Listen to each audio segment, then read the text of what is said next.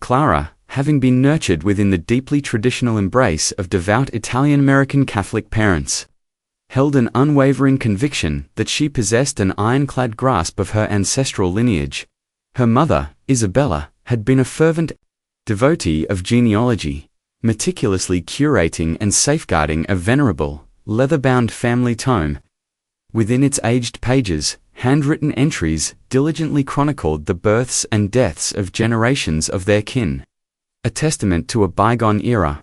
Isabella's branch of the family, Clara had always found, was refreshingly straightforward to trace, even long before the advent of digital genealogical databases. Their roots clearly burrowed deep into the fertile soil of Italian, and, surprisingly, a smattering of French and German ancestry. A handful of their forebears had even made the arduous transatlantic voyage to America as far back as the early 17th century. Their arrival coinciding with the nascent stages of colonial settlement. Clara, with diligent effort, had successfully managed to unearth some of her mother's progenitors, tracing their existence back to the mid-1400s.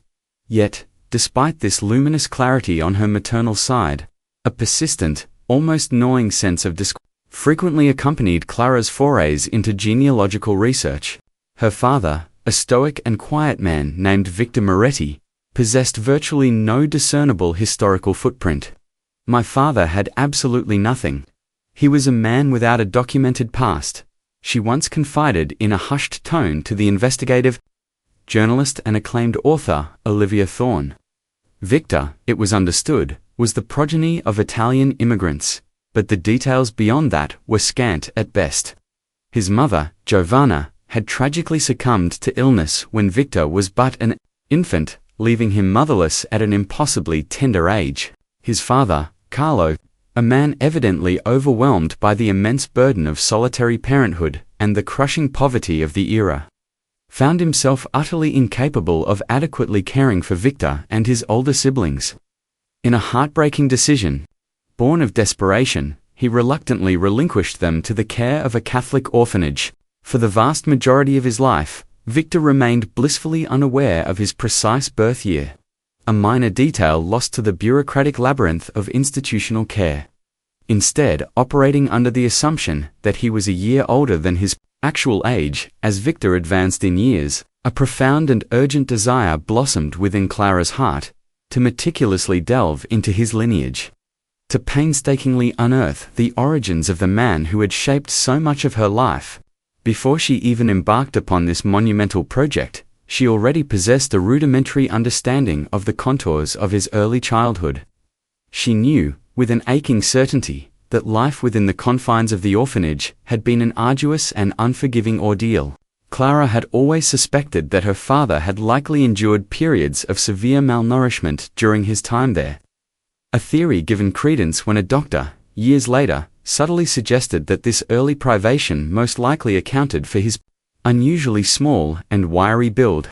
She was also privy to the knowledge that he had departed the orphanage in his tumultuous teenage years, embarking on a path as a free-spirited rebel before, by some stroke of fortune or fate, he found himself enlisting in the U.S. Army Corps of Engineers. It was during his military service, in a whirlwind romance, that he met and subsequently married her mother, Isabella. Clara also knew of a sister who had tragically passed away in her youth, and a brother with whom he maintained a distant and almost non-existent relationship. Victor, much like Isabella, was an unshakable pillar of Catholic faith, renowned within the family for his legendary, mouth-watering lasagna, served with devotion on religious holidays. But the fundamental questions that gnawed at Clara's soul, were these: from whence did he truly come? And what unfathomable events had transpired to his parents, the shadowy figures who had brought him into the world? Following Victor's passing in the year 2002, Clara found herself in a poignant predicament.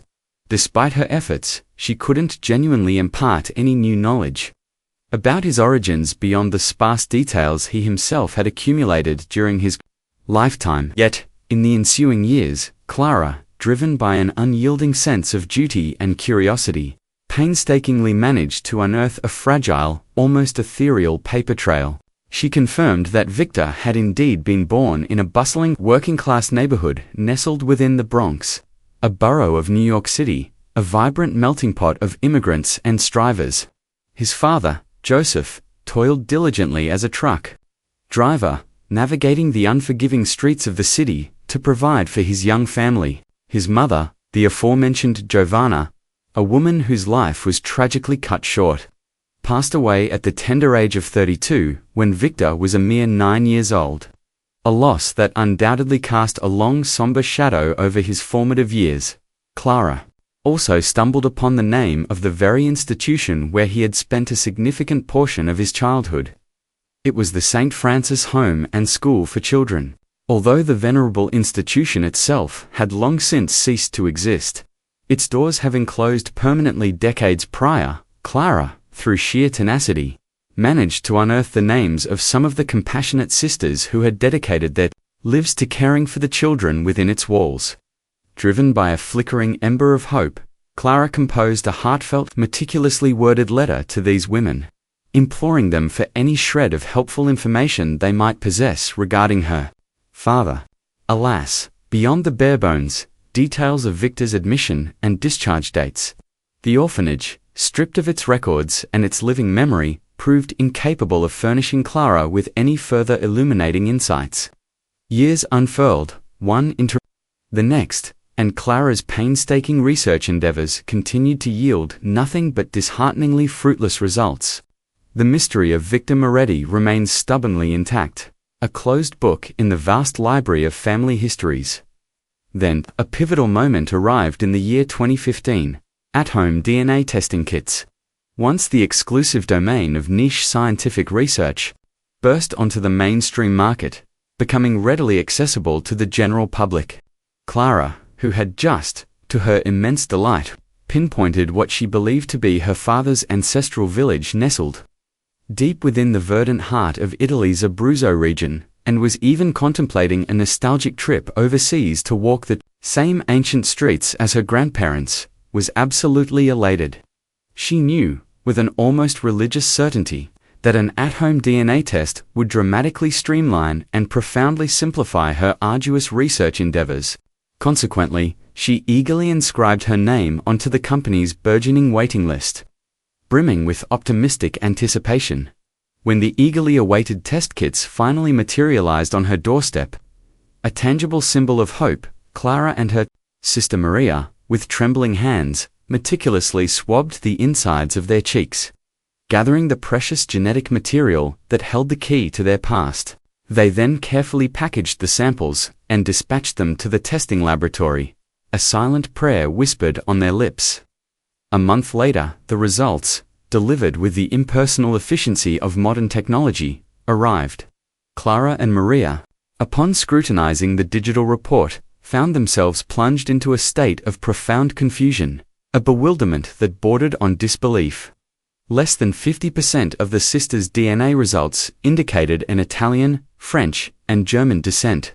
The remaining, utterly unexpected half of their genetic makeup was a baffling melange, an unforeseen combination of European Jewish, Eastern European, and a significant portion of Middle Eastern markers. This was, Clara mused, profoundly anomalous. Both of her parents, according to all known family law and documented history, hailed from the European continent, predominantly from Italy. Surely, someone at the distant testing laboratory had committed a grievous error. Perhaps they had haphazardly messed up their results, or, even more disconcertingly, accidentally swapped them with those of someone else entirely. Driven by this conviction, Clara promptly composed a meticulously detailed, albeit firmly worded, letter to the testing company, painstakingly explaining what she believed to be their colossal mistake. Undeterred by the initial setback, she made the decision to retake the test, clinging to the fervent hope that the subsequent results would rectify the glaring discrepancy. However, when the identical, perplexing genetic report materialized for a second time, Clara was forced to confront an unsettling truth. The report was, in fact, devastatingly accurate. A torrent of disquieting questions erupted in Clara's mind, each one more unsettling than the last. Who, then, were her true parents? Had her mother, the devout and seemingly unwavering Isabella, engaged in a clandestine affair, Clara, a woman of unyielding resolve and formidable intellect, was utterly determined to meticulously unravel the profound depths of whatever ancestral secrets had been so assiduously concealed from her. If her parents, the very anchors of her identity, were not who they had always claimed to be, then, by logical extension, Clara herself was not who she had always believed herself to be. The DNA test results, in their stark and unyielding precision, were merely the prologue. They furnished Clara with the existential what, but they offered not a single clue as to the profound and perplexing why. While the prospect of embarking upon an intense years-long journey of research and meticulous analysis might have daunted and intimidated others, Clara was far from deterred. Before her retirement, she had forged a distinguished career as a highly skilled IT manager at the Venerable University of California, a role that had honed her analytical prowess to a razor-sharp edge. I processed data for the majority of my working life, and at a remarkably sophisticated level, she recounted in an interview in 2019. A hint of professional pride in her voice. Clara possessed an almost innate predilection for discerning intricate patterns within apparent chaos, and for fearlessly tackling the most formidable of questions with their equally complex and multifaceted answers. After the initial jarring shock had gradually subsided, replaced by a steely resolve, Clara launched herself directly into the formidable task at hand. Her mind, ever the analytical engine, began to churn through possibilities. Perhaps her mother had indeed engaged in an illicit affair, or even her grandmother. However, this particular scenario, upon closer examination, seemed increasingly improbable. Even far-fetched cheating, Clara knew with absolute certainty, was entirely out of character for her mother, a woman of unblemished moral rectitude. Furthermore, a crucial, undeniable piece of evidence stared her in the face. All of Clara's siblings unmistakably shared her father's distinctive, deep-set eyes, a genetic signature that seemed to loudly refute the notion of infidelity. Yet, despite these rational counterarguments, the disquieting question continued to linger, a persistent echo in the deepest recesses of her mind. My father, he was in the army, and he had been all over the world, Clara recounted to author Olivia Thorne, a note of lingering apprehension in her voice. It was just one of those deeply ingrained fears that you harbor when you simply don't know the full story. Clara and her sister, Maria, shared an almost visceral gut feeling. A powerful intuition that the unexpected and puzzling lineage, the European Jewish and Middle Eastern markers, stemmed irrevocably from their father's side of the family. This intuition was particularly potent given the known circumstances of his adoption. Could her father's paternal grandparents have been secretly Jewish immigrants from Ireland, or perhaps Eastern European Jews, who, for reasons of self-preservation or social assimilation, had chosen to masquerade as Irish upon their arrival in the bustling melting pot of America? As a crucial precautionary measure, Clara took the initiative to arrange for two of her cousins, one from each side of her seemingly established family, to undergo DNA testing. The results pertaining to her maternal cousin returned as entirely normal, a reassuring confirmation of their known genetic relationship. The two shared a perfectly unremarkable 12.5% of the same DNA, a figure entirely consistent with their status as first cousins. However, the test results concerning her paternal cousin were, to put it mildly, deeply peculiar, even profoundly unsettling. The test unequivocally demonstrated that Clara and her cousin, whose mother was undeniably Victor Moretti's acknowledged sister, shared absolutely no discernible DNA. In other words, to state it bluntly, the two were, from a genetic standpoint, complete and utter strangers. They were not, in fact, cousins at all. This shocking revelation carried an even more devastating implication. Clara's father's sister was, in truth, not his biological sister, Clara. To articulate her feelings with any degree of accuracy was beyond frustrated with these bewildering results. Not only had she been summarily propelled back to square one in her convoluted search for truth, but a chilling new fear had taken root in her heart. the fear of being irrevocably rejected by her father's side of the family. Those individuals she had always considered kin, now that the biological connection had been so brutally severed, with the stark, unyielding data results laid out plainly before them. Clara and her sister Maria arrived at a single, inescapable conclusion. Their beloved father, Victor, was not biologically related to his adoptive parents. I genuinely felt as though I had lost my entire identity, Clara confessed in 2019, her voice tinged with a profound sadness. I felt utterly adrift, like a ship without a rudder. I no longer knew who I was, who I truly was, deep down.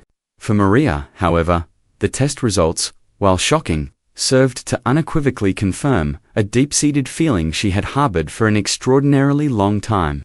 For years, Maria had been privately convinced that Victor's adoptive father bore absolutely no discernible resemblance to anyone in her immediate family, and when she had embarked on a journey to Italy in the 1990s, hoping to connect with her father's roots, she had been struck by an even more unsettling realization. Absolutely no one she encountered there resembled her 5 feet 4 inches dark-haired father.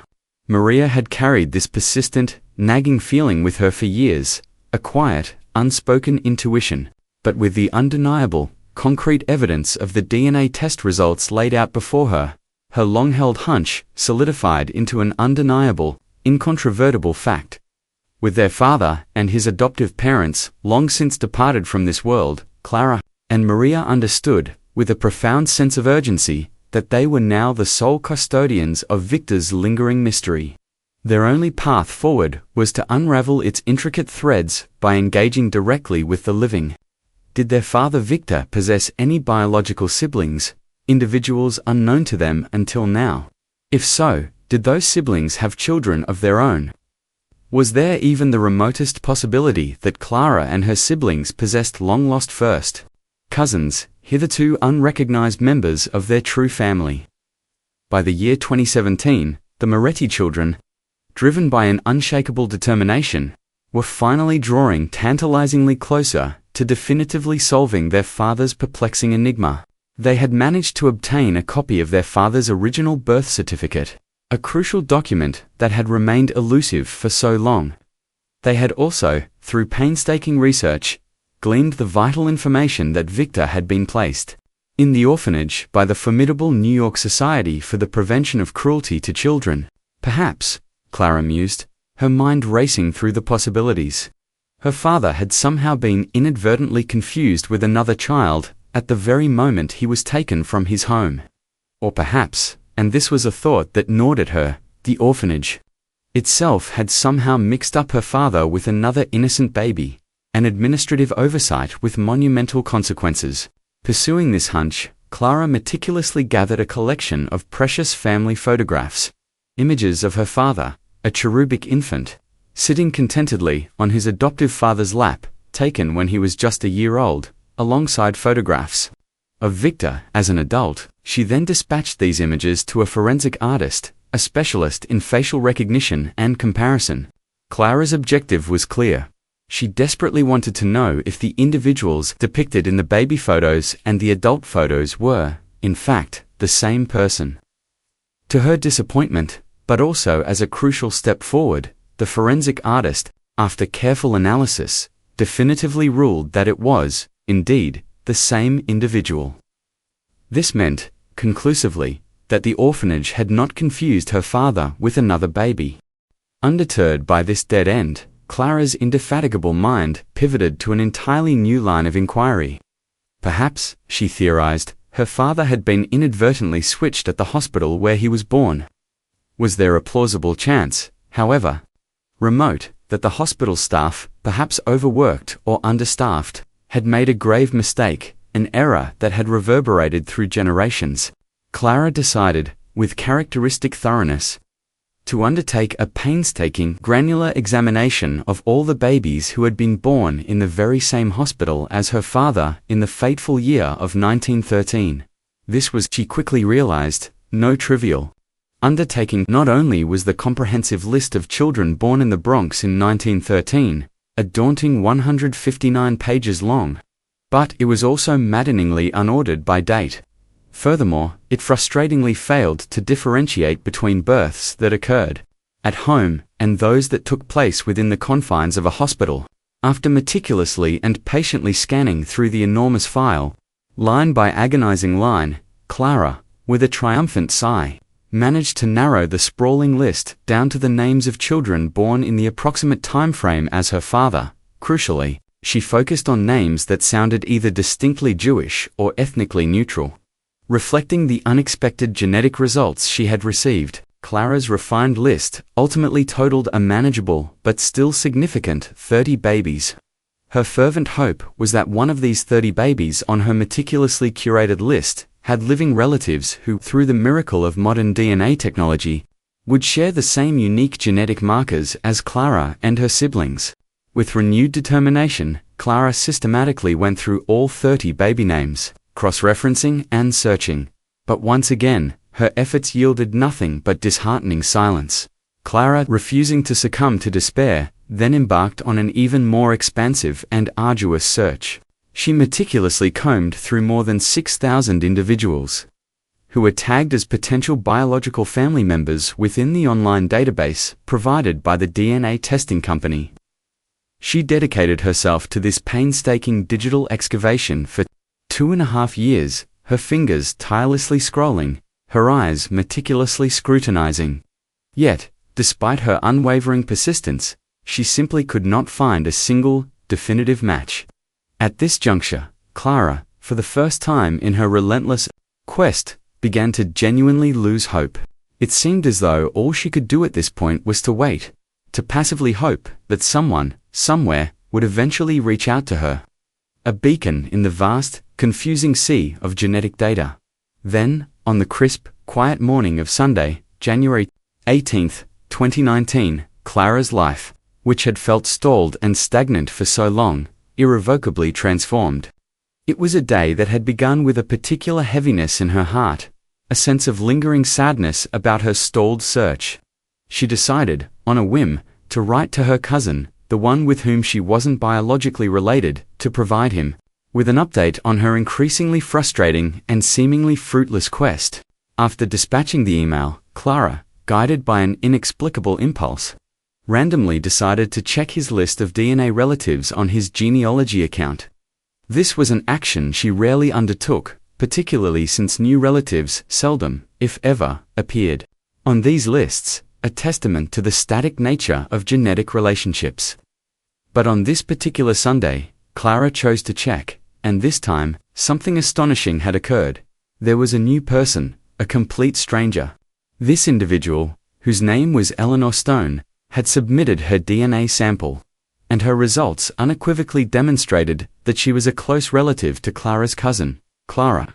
Her heart pounding with a sudden surge of adrenaline and cautious optimism, immediately decided to message the stranger, Eleanor, to inquire if the test results had aligned with her expectations. "I was actually expecting to be much more Ashkenazi than I am," Eleanor wrote back, her digital words appearing almost instantaneously on Clara's screen. Eleanor Stone, as it turned out, had taken a genetic test purely on a whim, harboring a hopeful desire to learn a little more about her Jewish roots. Instead, Eleanor confessed she had made the astonishing discovery that she was actually Irish, a revelation she had absolutely not anticipated in the slightest. A profound shiver, a mixture of recognition and dawning comprehension, through Clara, her fingers, trembling slightly, flew across the keyboard as she wrote back to Eleanor, her message concise and direct. Her grandmother had been born at St. Jude's Hospital on September 23, 1913. Had anyone in Eleanor's family been born around that specific date? Eleanor's reply was almost instantaneous, a rapid affirmation. "Yes," she wrote, "my grandfather, Thomas Evans, was born around that exact time." Tears, hot and unexpected, welled in Clara's eyes, tracing warm paths down her cheeks. She felt, with an overwhelming certainty, that she knew precisely what had transpired. But first, she needed irrefutable proof, concrete evidence to validate her powerful intuition. So, with renewed vigor, she meticulously combed through New York City's birth records from 1913. The same documents she had painstakingly reviewed before. This time, armed with a new lead, she searched specifically for a Thomas Evans born. On that date, at St. Jude's, there was no Evans born then. But there was a Thomas Jenkins born on the exact same day and at the exact same hospital as her father, Victor. This had to be Thomas Evans. She knew it in her bones. Clara now understood, with absolute clarity, what had happened to her father. There was no family mystery buried beneath layers of shame or clandestine affairs. Someone, perhaps an overworked nurse or a harried administrator, at St. Jude's Hospital had made a monumental mistake that day. A single catastrophic error that could only have been brought to light by the advent of this new, revolutionary technology. Somehow, inexplicably, a Jewish baby had been sent home with an Irish family. And, in a parallel and equally astonishing twist of fate, an Irish baby had been sent home with a Jewish family. The two women, Clara and Eleanor, were utterly stunned, reeling from the sheer magnitude of the revelation. They exchanged and meticulously compared the birth certificates, a tangible link to a century-old error. They discovered, with a chilling precision, that Victor and Thomas's birth records had been processed one immediately after the other. And, incredibly, both had been signed by the very same doctor. Clara, ever the diligent researcher, then embarked on a meticulous investigation into how hospitals of that bygone era typically kept track of newborn babies. What she unearthed sent another wave of shock through her. She found that, remarkably, hospitals in 1913, and indeed for many years thereafter, possessed little to no systematic method for tracking or identifying their tiny, fragile charges. The vast majority of newborn babies were routinely kept together in large, communal carts or bassinets within overcrowded nurseries, rendering it shockingly easy to accidentally switch one baby for another.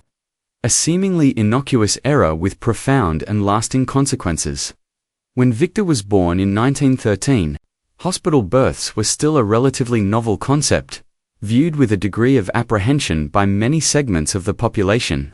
Consequently, most hospitals had yet to develop any standardized, foolproof way to identify babies. Some progressive hospitals of the time adopted a practice of keeping newborns in individual cribs positioned directly next to their mother's hospital beds, fostering early bonding and reducing the risk of mix-ups. However, a significant number of institutions, perhaps constrained by space or older traditions, continued to keep their newborns in communal nurseries, often with multiple infants in close proximity. While it remains exceedingly difficult to ascertain with absolute certainty the precise practices that were in place at St. Jude's Hospital. Given that it permanently closed its doors in 1978 and most of its historical records have been lost, or are inaccessible, it is a safe and reasonable assumption that they likely adhered to the latter, less secure, practice. It wasn't until the late 1930s that hospitals, driven by a growing awareness of such errors and a desire for greater accountability, widely implemented the practice of affixing identifying bracelets to both mothers and their newborns. In the chaotic, burgeoning hospital environments of 1913, nurses typically relied heavily on their own memory, a fallible human faculty, or on the mother's personal recognition of her newborn, a method fraught with potential for error, especially for exhausted new mothers. After the irrefutable truth had finally been brought to light, the Jenkins and Moretti families, a new tapestry of interconnected lives, began the process of exchanging photographs. With each image shared, everything began to click into place. The pieces of a century-old puzzle falling effortlessly into their rightful positions. Victor Moretti, the man Clara had always known as her father, strikingly resembled Thomas's 5'4" father, a Mr. Isaac Jenkins, and his 4 feet 9 inches mother, Mrs. Rebecca Jenkins, far more so than the towering 6-foot-tall Thomas himself. My grandfather barely came up to my dad's shoulders. Thomas's daughter, Maria Jenkins, mused during a conversation with Clara, a hint of wonder in her voice. The Moretti sisters, Clara and Maria, also finally had a concrete, deeply resonant explanation for why their father, Victor, hadn't grown to be as tall as his adoptive siblings. For years, they had simply assumed, based on a doctor's passing comment, that Victor's comparatively small stature was a direct consequence of chronic malnourishment during his formative years in the orphanage. Never, not in a million years, had Clara even entertained the fantastical notion that her father was not, in fact, biologically related to the brother and sister she had always known. It was, she concluded with a sense of awe, a profound and intricate mystery that only the cutting-edge technology of DNA analysis could have possibly unearthed. Pulling back the veil on a secret buried for generations. Clara, in the wake of these astonishing revelations, soon discovered that she had a biological first cousin named Sarah Green. Sarah was the daughter of the sister Victor had never known he had a missing piece of his true family puzzle. In 2019, Clara, brimming with anticipation and a touch of trepidation, decided to fly to Florida to meet Sarah, as they sat on opposite sides of a plush couch. Two women connected by blood but separated by circumstance, they could have been mistaken for sisters. They undeniably shared the same fundamental genetic blueprint, a mirror of shared ancestry reflected in their features and expressions. Sarah, her eyes twinkling with a shared sense of wonder, recounted a fascinating anecdote about when her tall Uncle Thomas was dating his first wife. His observant Jewish parents, steeped in their traditions, harbored genuine doubts about whether he was truly Jewish. Given his unexpected height and physical appearance, he actually had to bring his birth certificate to prove it, Sarah confided to author Olivia Thorne, a chuckle escaping her lips. Little did any of us know, that birth certificate wasn't even his birth certificate. On one hand, the two burgeoning families, the Jenkins and the Morettis, are overwhelmed with a profound sense of joy and gratitude at having discovered each other, at having found missing pieces of their collective histories. But, on the other hand, the sheer magnitude of these revelations, the complete appending of their long-held family narratives, feels undeniably like a significant loss. How could Clara and Maria, the daughters who believed they knew their fathers, possibly come to terms with the stark, unassailable fact that the men they cherished weren't, in their deepest biological essence, who they had always believed them to be? And then there were the deeply complex, almost philosophical questions, particularly those concerning the nuanced interplay of identity and religion. Was Victor Moretti inherently Jewish because he was born into that biological lineage, or was he quintessentially Irish because that was the cultural and religious tradition in which he was so lovingly raised? And what, by extension, did this profound dichotomy imply for his daughter, Clara, who had always identified so strongly with her Italian Catholic heritage? Clara and her sister unequivocally agreed that if their father, Victor, were still alive, it would have been their solemn and undeniable duty, the morally correct course of action, to tell him the startling truth. However, in quiet moments of reflection, they considered it a profound and undeniable blessing, a merciful twist of fate, that Victor had not been alive during the precise era of ubiquitous at-home DNA testing. My dad would have utterly lost his identity, Clara articulated, her voice laced with empathy. He has, in a way, been mercifully spared that profound existential crisis. Clara and her siblings also frequently ponder the tantalizing what-ifs. What might have transpired, what kind of life would have unfolded, had their father gone home to his biological family, the Jenkins? As the Jenkins and Moretti families, two branches of a once divided tree, exchanged precious photographs, Clara felt a sharp, unexpected sting of jealousy. Victor, her gentle, quiet father, was never meant to end up in an orphanage. His childhood, devoid of the warmth of a consistent, loving home. Clara wondered, with a yearning ache in her heart, what kind of life her father would have lived, what opportunities he would have seized, had he been lovingly raised by the Jenkins, his biological family. Well, for starters, Clara mused, Victor would almost certainly have been nurtured within the secure, loving embrace of a solid, middle-class home. He would have undoubtedly graduated from high school, a rite of passage denied to him in his true life, and without a shadow of a doubt, he would have pursued something meaningful and impactful with his undeniable, almost intuitive gift for mathematics.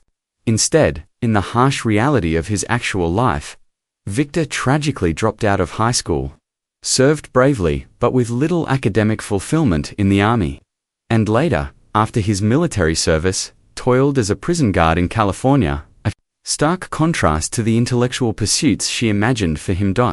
At the end of the day, Victor, despite the immense challenges and the stolen heritage, carved out a decent and respectable life for himself, one marked by quiet dignity and unwavering devotion to his family. But Clara and her family, with an understandable ache in their hearts, cannot help but grieve for the childhood that was so cruelly snatched away from their father. As a child in the orphanage, Clara recounted, her voice thick with emotion, "My father received only a single orange for Christmas, a meager offering in a barren existence. Yet, in a twist of profound irony, had the fateful switch not occurred in that bustling, disorganized hospital in 1913, then Clara and her siblings, the very individuals who now sought to unravel this century-old enigma, would quite simply not have been born. The Moretti children, in the most profound and unexpected sense, owe their very existence, their lives, to a simple, seemingly inconsequential mistake. It was a mistake with utterly complex and far-reaching consequences, born of a nurse's momentary lapse in attention, a fleeting error in a critical moment. It was, without question, a terrible, heartbreaking mistake. But how, Clara often pondered, could she ever truly resent what happened? When, paradoxically, were it not for that pivotal, fateful event in 1913, Clara Montgomery, with all her complexities, and her newly discovered truths, would not exist. The Moretti children, forever bound by this strange twist of fate, owe their very lives to an administrative oversight, a nurse's momentary yet monumentally impactful lapse of attention.